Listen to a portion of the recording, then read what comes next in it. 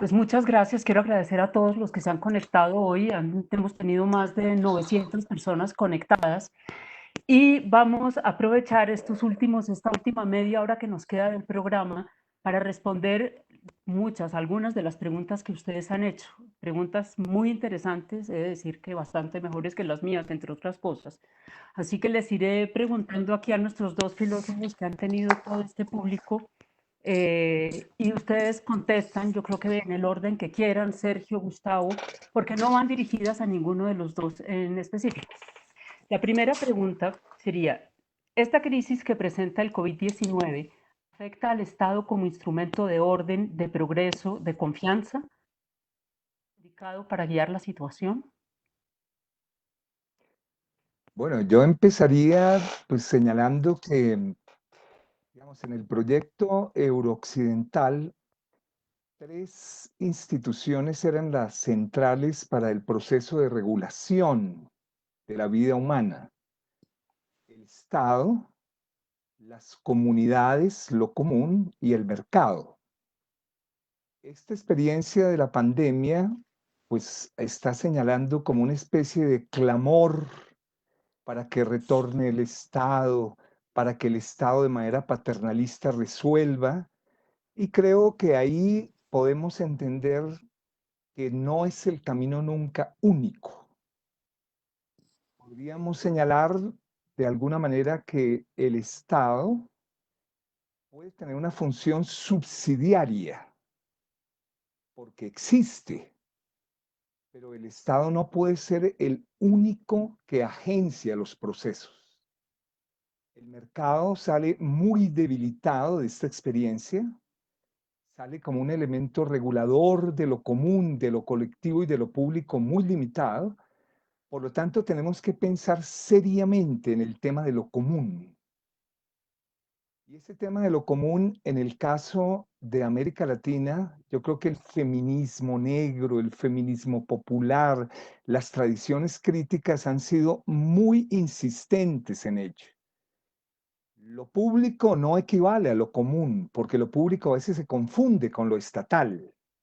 Entonces, en ese sentido, tenemos que proteger esos escenarios de redes de solidaridad, esa idea del trueque. No basta que el Estado dé dinero a la gente. Por eso el debate sobre la renta básica es un debate bastante complejo. Hoy nos lo recordaba la feminista Silvia Federici. Si la labor es simplemente dar dinero a la gente, pero no resuelve el tema del cuidado de los niños, el tema de la experiencia de los mercados campesinos y todas esas redes de solidaridad tan importantes, realmente el camino que viene es un camino bastante complicado. Yo creo que está ganando, y eso para mí es un elemento de esperanza, el retorno a las estructuras comunitarias, a las organizaciones de base, como un elemento central para tramitar la profunda crisis. Yo dejaría ahí. Gustavo, ¿quiere complementar? Sí, en la pregunta se dice que el Estado como instrumento de orden, de progreso, si generaría confianza o qué tipo de confianza generaría. Eh, Eso en un sentido muy ideal, que le demos esos atributos al Estado, pero nosotros hemos visto históricamente que el Estado ha sido captado, coaptado por los intereses privados, por las multinacionales, por las corporaciones.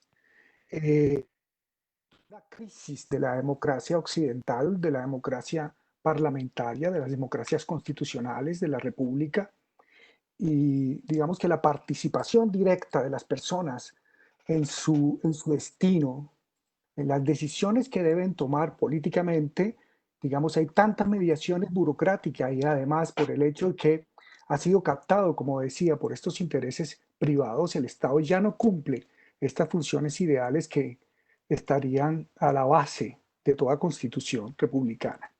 Entonces, lo que habría que hacer, digamos, y yo creo que esta crisis nos enseña eso, es que ha revelado, seamos como insuficientes. Gran parte de que la crisis sea tan grave, como señalábamos en las intervenciones anteriores, se debe a que el Estado no ha cumplido su función y que ha llevado más bien, por otro lado, a una crisis humanitaria. O sea, las condiciones, el estado de cosas políticos en el que sucede la pandemia hace que suceda todo este tipo de cosas, que el desempleo sea tan grande. ¿Por qué el desempleo es tan grande? Bueno, porque más del 50% en nuestro país era empleo informal. Entonces, no hay que echarle toda la culpa a la pandemia, hay que echarle la culpa también a un Estado previo que no cumplía sus funciones, que había perdido el norte y que finalmente había sido captado por intereses privados, como acabo de señalar. Entonces, la respuesta a eso es que eso se vea aquí claramente. Entonces, habría nuevamente que reformar el Estado, reconducir todo esto hacia una verdadera democracia que está por pensarse. ¿Cómo hacer todo esto? Y tiene razón Sergio, que esto no se puede hacer solo a nivel de jurídico, de reforma del Estado, de un modelo jurídico, sino también desde los movimientos de base, desde los movimientos campesinos, desde los movimientos sociales. Y este movimiento en un orden internacional, que creo yo que esto va a ser ya importante, que no podemos ver que hay una conexión con el orden mundial y que se espera, yo no sé, un movimiento mucho más grande que esté más acá del Estado y más allá del Estado y que tenga sus efectos en la transformación del Estado. Solo así creo yo que tendría sentido y creo que eso se ve claro que es posible en la pandemia. Vale. Bueno, una segunda pregunta. Retomando el planteamiento de Edgar Morán, del que habla Sergio, ¿cómo creen ustedes que podemos hacer de esta crisis una época fértil para la imaginación creadora? Bueno, me toca de alguna manera iniciar. Yo diría que es una frase de Morán que muestra la profundidad de la senectud, ¿no? Es un poco aludiendo a procesos históricos y también procesos personales, digamos, individuales, ¿no? Es que tal vez cuando uno más ha aprendido en su vida es cuando ha tenido crisis con su profesión, crisis psicológicas, crisis políticas. Es decir, la crisis hay que leerla también en un sentido de los diversos caminos y los diversos horizontes que abre la crisis. Yo creo que habría por lo menos 3 consejos que tienen algo que ver con la educación, yo creo, algo que ver con la pedagogía, ¿no? El primer consejo es comprender la gravedad de la crisis. Yo creo que eso, ahí la filosofía, las ciencias sociales, eh, el trabajo de la medicina y demás, pues nos lo están develando, ¿no? Sin conciencia profunda de la gravedad de la crisis, pues no tenemos un camino o una dirección nítida. Y en eso creo que la filosofía y las ciencias sociales han hecho un aporte bastante importante. El caso concreto es la catástrofe ecológica. Yo creo que se ha hablado tanto del cambio climático, se ha hablado tanto de la destrucción a través de la agroindustria, tanto del fracking, tanto de la destrucción del Amazonas, y nos han dicho miles de cosas, nos han anunciado y nos han puesto alertas, y no hemos hecho por la gravedad de tener baja conciencia, pues hacer actividades comprometidas y profundas. La segunda es una pregunta pedagógica dificilísima, y es cómo fomentar la creatividad y cómo fomentar seres humanos con voluntad. Yo creo que ahí la filosofía no aporta demasiado. Ahí sería un poco pesimista. Digamos, si a uno le tocara fomentar en los seres humanos, en los niños, en nuestros amigos, en nuestros colegas, creatividad, tal vez ni la ciencia ni la técnica de la filosofía son los mejores caminos. Ahí tendremos y tendremos que buscar el camino de la poesía, el camino del arte, el camino de la cultura, el camino de la literatura. Es decir, ellas son mucho mejores formadores en ese campo que la filosofía, la ciencia y la técnica. Y el otro es la voluntad. Seres humanos que ante la primera dificultad no desfallezcan, sino seres humanos con potentes voluntades. Entonces uno siempre se hace esa pregunta. Es una pregunta un poco que hace Bertolt Brecht, ¿no? Hay seres humanos que luchan un día, son buenos. Hay seres humanos que luchan meses, son mejores. Pero hay seres humanos que luchan toda la vida. Son los imprescindibles. Y este es un rasgo muy importante que hay que pensar en Colombia. Somos seres humanos que ante la primera dificultad desfallecemos. No, yo creo que en Colombia hay, no tanto por la educación, sino por otros campos y experiencias. Y el tercer consejo es que no creamos, pero estoy completamente seguro que la solución es una vacuna, que la solución es algo tecnológico, que la solución es que cuando llegue la vacuna, pues todo va a seguir igual. No, van a venir miles de pandemias de diverso índole si no asumimos creativamente con voluntad y con conciencia de la gravedad de las múltiples crisis el camino. Esa sería un poco mi respuesta.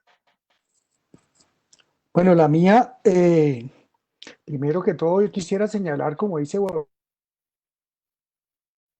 que hay algo que pide pensar de otra manera. Eso lo podríamos llamar con Mark Fisher el realismo capitalista. Es decir, que se nos impone la idea de que esta sociedad es como es y que no hay otra salida. Y que naturalizando incluso los procesos económicos del capital o del neoliberalismo, como que llegamos donde este es el fin de la historia y este es entonces nuestro destino. Esta es una manera de evitar, digamos, pregunta por la creatividad, por lo nuevo, y entonces hay que enfrentar primero eso. Y segundo, entonces ver qué otro mundo es posible, tratar de hacer el intento de percibir, sentir, de establecer relaciones de otro modo y pensar que otro mundo es posible. Creo que ese es un punto primero. Gilles Deleuze decía que había que creer en el mundo. Cuando decimos mundo no decimos solo el mundo de las cosas, sino las relaciones que tienen los humanos entre sí y los humanos con la naturaleza. En eso hay que creer que otro mundo es posible y que es creatividad más voluntad política, más un conjunto de acciones que llevan a otras acciones que tienen que crear un horizonte de posibilidad. Creo que incluso las crisis producen eso, darnos cuenta que otro mundo es posible y entonces yo diría ese punto. Tengo un ejemplo histórico de esto que tiene que ver en las sociedades industriales. Por ejemplo, los trabajadores no tenían acceso al agua potable. El agua se usaba para las máquinas. Y en esta misma época da cólera. Y en esta misma época, Pasteur y otros empieza por la presión social del asunto, por la presión también de las condiciones humanas, las presiones ayudan a la creatividad. Esto como uno deja la ponencia por último momento, como un problema límite ahí, como un deadline. En estas situaciones de deadline, el ser humano responde. Y yo insisto que la ciencia en estas circunstancias está haciendo su trabajo, a pesar de que muchas de esos, de quienes están investigando sobre vacuna, es industria farmacéutica, es laboratorios privados, y en fin, y que debería ser, consolidarse más, que también se está dando, por otro lado, una cooperación entre múltiples creatividades. La creatividad no se hace solo de un genio que se le va a ocurrir de la noche a la mañana las cosas, sino que la creatividad depende de un trabajo en común. Es en la cooperación en que se produce la creatividad y donde se puede dar no solo una vacuna en este caso, sino también respuestas científicas a lo que viene. Entonces, creer en el mundo significa creer en la creatividad humana, tanto científica como social, como política. Eso sería mi respuesta tal vez a esto. Vale, tengo muchas preguntas, pero voy a escoger tres más. Y la siguiente sería esta. Ya que estaba hablando Gustavo de los mundos posibles. hay una pregunta que tiene que ver con la educación y es cuál es el papel que jugaría la filosofía en la escuela, en la formación de los niños y de los jóvenes. Sí, si lo ve uno un poco desde la filosofía, yo creo que la pregunta también aquí nos interpela, es si hay que llegar a ser adulto para empezar a hacer filosofía. Me parece que ahí hay como una especie de equívoco. Un poquito, recordemos hasta la famosa metáfora de Nietzsche en las tres transformaciones, ¿no? Y es un poco la idea del camello, luego la idea del león y luego del niño.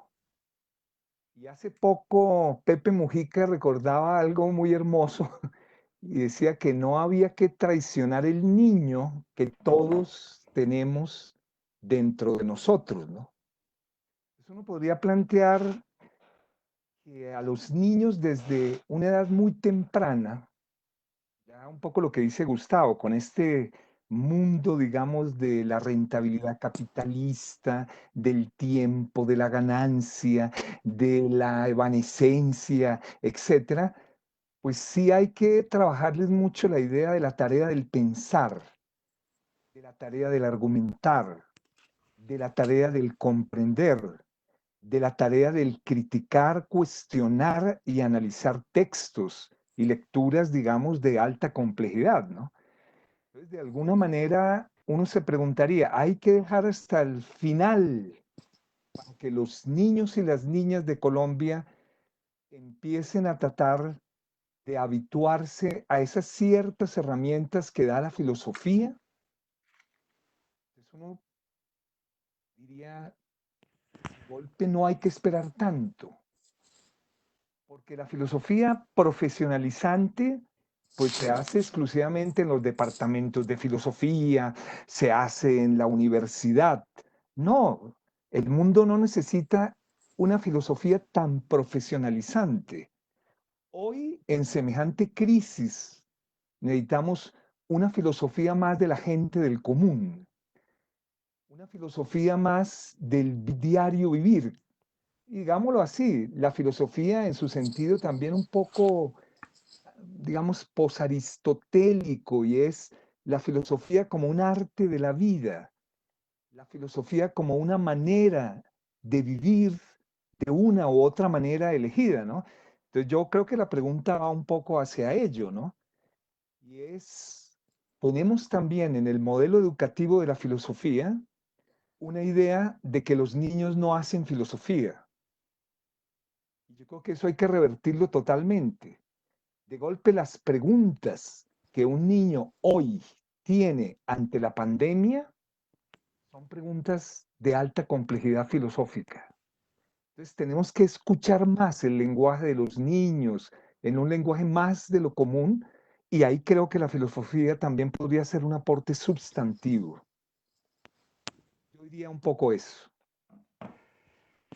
Bueno, yo diría, siguiendo un poco a Sergio, claro, hay una primera idea que quisiera subrayar en lo que acaba de decir Sergio, esta idea de creer que la filosofía es como la que tiene que educar, ¿no? Como la iluminada, que tiene que educar a los otros, no, yo creo que ya estamos en un momento histórico en que eso no es así, siempre lo que se trata es tal vez de establecer puentes, conexiones entre distintos saberes y la gente en sus prácticas, en su vida cotidiana, tiene formas de interrogar las evidencias, de tomar distancia. Eh, algunas prácticas de eso, de interrogar, de tomar distancias, existen en la vida cotidiana. Lo que hay es que subrayarlas porque el sistema educativo ya había, por ejemplo, empezado con un proyecto, había una discusión en España, pero también en Colombia, que iban a quitar ciertas clases, a reducir cada vez las ciencias humanas, entre ellas la filosofía, de los currículos de los colegios. Entonces me parece muy grave este asunto porque eso lo que refleja es un modelo de que lo único que vale la pena estudiar es aquello que ya se ha decidido de antemano, es eficiente para el mundo, va a dar dinero, tiene éxito, etc. Y la tarea crítica de las ciencias humanas y de la filosofía entonces iba a ser reducida a su máximo en los currículos educativos. Esto ya era un problema que estaba antes.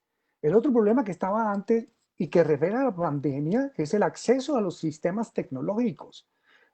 Fíjense que, porque en Bogotá ha habido todo un movimiento ahora de ayudar a que, porque muchas de las personas, veía que Constanza, la doctora Constanza de Bioética, Constanza Ovalle, había mostrado cómo más del 50% de los estudiantes en Colombia, de los niños en Colombia, en la escuela, no tienen acceso a Internet. Entonces, y hemos visto cómo Bogotá, en esta situación, esto es lo que es interesante, en esta situación se ha puesto en la tarea de que a las personas, esas personas que no tenían acceso a Internet o de los colegios que no tienen acceso a Internet, a estos estudiantes le llegara el Internet, le llegara el computador, bueno, todo esto. ¿Por qué ahora y no antes? Es decir, ahí es donde yo veo el problema. Entonces había toda una situación previa que digamos que no eran las mejores condiciones para hablar de la educación o de la educación en el ejercicio crítico de las ciencias humanas en filosofía. Bien, ojalá esta sea una oportunidad nuevamente a ese tipo de cosas. Y yo quisiera señalar que este asunto de las tecnologías no hay que separarla de la imaginación. Así como hablé en las intervenciones anteriores de la biovigilancia, etcétera, etcétera, que todas estas tecnologías implican, y de las amenazas y de la biovigilancia y de los microfascismos, etcétera, etcétera. Quisiera mostrar también que hoy no podríamos hablar de creatividad, imaginación, si no fuera a través de las tecnologías nuevas, de las tecnologías que estamos usando para eso. Y creo yo que en la medida en que más tengamos acceso a este tipo de cosas, entonces más posibilidades habría de un ejercicio de una inteligencia colectiva. Bueno, creo que se nos está acabando el tiempo. Me quedan dos preguntas, no sé si, bueno, de golpe contesta uno una y contesta el otro la otra, si les parece. La primera es, siendo la ciudad un encuentro de anónimos, ¿qué iniciativas en el espacio público pueden generar confianza colectiva? Creo que esa es una pregunta importante en este momento. Sí, una pregunta que creo que nos cuestiona a todos y todas, digamos. Los que vivimos y padecemos las ciudades, yo creo que a partir de esta pandemia lo que más se está cuestionando es la vida urbana, digamos. Es la que más cuestionada de alguna manera aparece y emerge, ¿no? Entonces uno se preguntaría, ¿es una megalópolis una ciudad para habitar? Ciudades de 9 millones, de 15 millones, de 25 millones, de 30 millones, de expulsión del campo, y todos y todas los que estamos aquí conversando ya estamos pensando en un pequeño terruño fuera de las ciudades, ¿no? Entonces yo diría que lo más amenazado también en las ciudades es lo común, los parques, los cafés, las fiestas, los carnavales, las calles, bueno. En ese sentido, hay una especie de privatización profunda hacia lo que la pregunta me parece súper lúcida. Crean ciudades donde no hay nada común, todo es anónimo, y todo es anonimato, y todo es depresivo, y todo es soledad, ¿no? Entonces ahí el papel del urbanismo es ponerle límite también a las ciudades. Es que las ciudades no pueden seguir colonizando los cerros de Bogotá. Yo creo que lo más hermoso que tiene Bogotá es tener unos cerros tutelares acompañándonos, y ya la tasa de ganancia, la tasa del capital quiere destruir totalmente el verde, quiere destruir los ladrillos hermosos de nuestra arquitectura, etcétera, etcétera. Entonces yo diría, ¿cómo hacerlo si se lo dejamos solamente nuevamente al Estado? Yo no confiaría mucho que tenga una visión lúdica y una visión estética y cultural de la ciudad. Por eso tendremos que construir redes de solidaridad para defensa del paisaje, movimientos sociales para la defensa de los cafés, movimientos para la defensa de los parques. Y tenemos que hacer unos grandes movimientos de redes comunitarias para tratar de hacer unas ciudades a escala humana y de la naturaleza. Yo creo que ahí sí surge con una fuerza contundente, ¿no? Cada átomo de naturaleza que se pierda, cada animal que muera, cada molécula de naturaleza que sea expulsada de este ámbito va en detrimento de los seres humanos. Entonces, esa es una pregunta bella, desafiante, y la filosofía tampoco tendría respuesta, pero colectivamente tenemos que buscar el camino. Esa sería un poco mi aproximación, mi rodeo. Creo que se nos acabó el tiempo. Yo creo que no alcanzo a hacer la última pregunta. Está bien. Está bien. Bueno, muchísimas gracias Muchísimas a gracias. ustedes dos por haber estado aquí con nosotros, a todos los que nos acompañaron esta noche en esta conversación de filósofos interesante, bien interesante. Los quiero invitar, el próximo jueves seguimos con una conferencia sobre educación que se llama La educación como instrumento de equidad, y son las recomendaciones que hace la misión de sabios sobre educación para los tiempos que vienen. Entonces los esperamos el próximo jueves. Muchas gracias a todos. Muchas gracias a Gustavo y a Sergio. Muchas gracias, Ana, por la invitación. Hasta luego y gracias por lo que asistieron. Gracias.